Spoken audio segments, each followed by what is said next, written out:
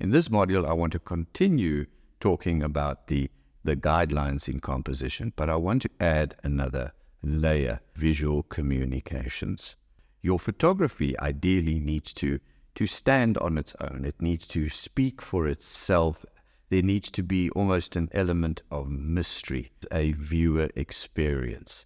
And we'll be able to do this by combining the guidelines of composition with visual communications. Your shutter speed, your aperture, your ISO, exposure readings, compensation, all of that only underpins what we are about to do now. So what I'm going to be doing today is showing you the difference between just documenting your work versus storytelling. Look, photography itself is an amazing medium to document reality. But when you are wanting to create interesting photographs that have meaning and that people want to talk about, it's going to come down to storytelling. I want to talk to you about your camera format. So that's whether you're going to be shooting horizontal, vertical, square, or in all of that. I want to talk to you about your angles, what angles you actually shoot at, and how these angles can communicate different forms of expression.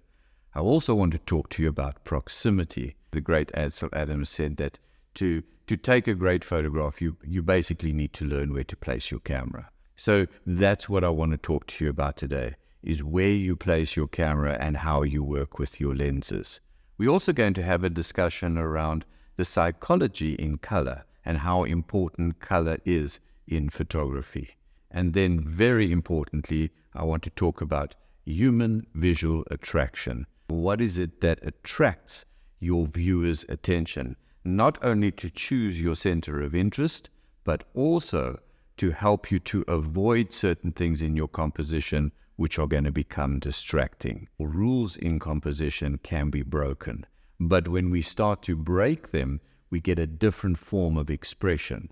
And although it can work really well, unfortunately, if you don't get it quite right, you're going to be breaking guidelines at your own peril. So let us have a look at exactly what it takes to create interesting compositions that have a high level of storytelling to it. It all starts with you noticing what you want to photograph, then picking up your camera and answering the very important question: what is it that I want to say? At least if you can answer that question, what is it that I want to say, you're going to have a very good starting point. Image format, camera angles, and proximity. I'll see you over there in a moment.